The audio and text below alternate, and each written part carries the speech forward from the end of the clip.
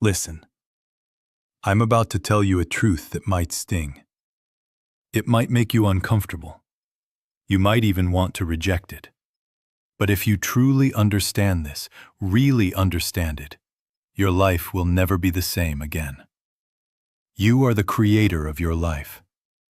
Every single thing that's happening to you, every situation you feel stuck in, every relationship that's been built or broken, every dollar that has entered or left your pocket, you created it.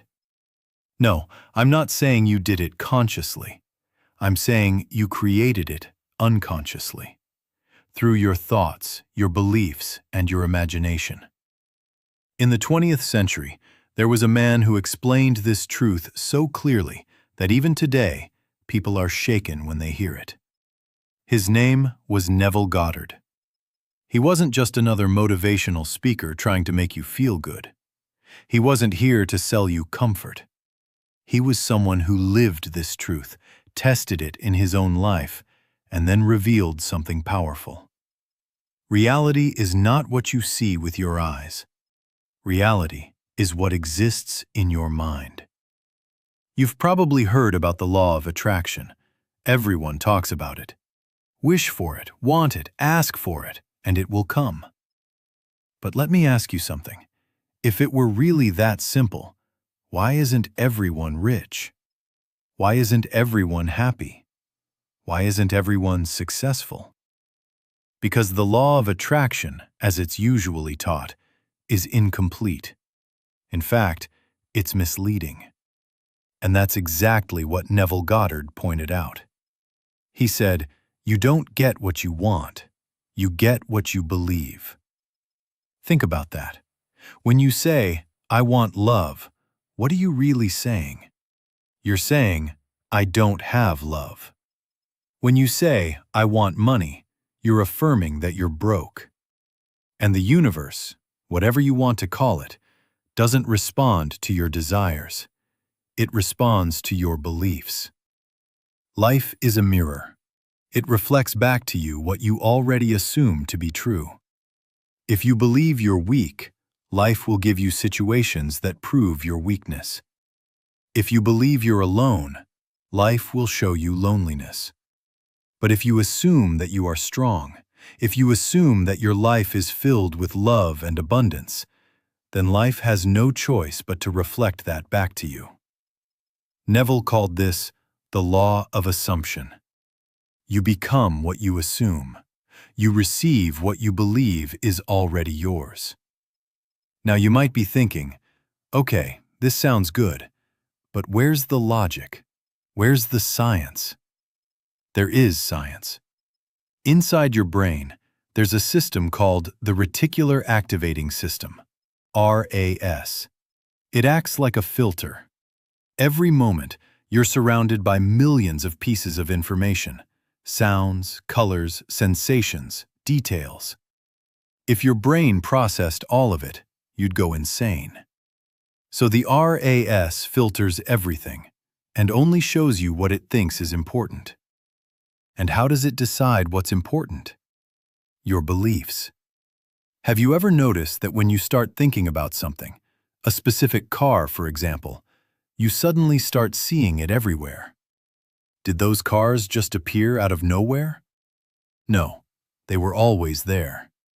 Your brain just started noticing them because now they matter to you. The same thing happens in your life.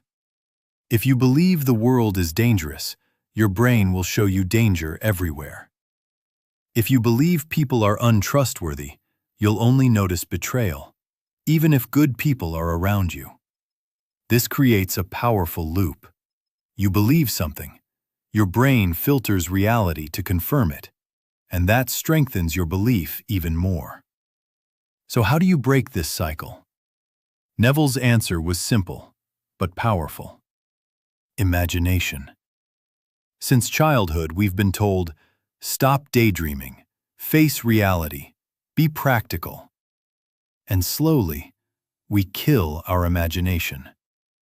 But Neville said something radical. The world you see is not the real world. It's just a reflection of your past imagination. your past beliefs. The real world exists within you, in your consciousness, in your imagination. And modern neuroscience actually supports this. Studies show that when you vividly imagine something, your brain activates the same neural pathways as if you were actually experiencing it. Your brain cannot fully distinguish between imagination and reality. That's why top athletes use visualization. Olympic champions don't just train physically, they mentally rehearse their victory hundreds of times. They feel the win before it happens. Long before modern science, Buddha said, "The world is an illusion. Consciousness is the only reality." Neville expressed the same idea in modern language. Your imagination is not fantasy. It is creative power. But here's the most important part. Neville didn't say to imagine the process. He said, imagine the end. Don't imagine trying. Don't imagine struggling. Imagine that it has already happened. If you want a job, don't imagine applying. Imagine telling your friends, "I got the job." Feel the pride. Feel the relief. Feel the excitement. Because when you feel it as real, you shift into a new state of being. Your emotions create energy. That energy shapes your reality. Look at the placebo effect. A patient is given a sugar pill and told it's powerful medicine. They believe it, and their body starts healing. There was no medicine. The power was in belief. Your body listens to your mind. Your beliefs shape your biology. This isn't magic. It's science. So how do you apply this? First, become aware of your beliefs. What do you believe about yourself? About money? About life? Second, choose a new belief. Decide who you want to be. And assume you already are that person. Third, practice imagination daily. Close your eyes. See it. Feel it. Live it.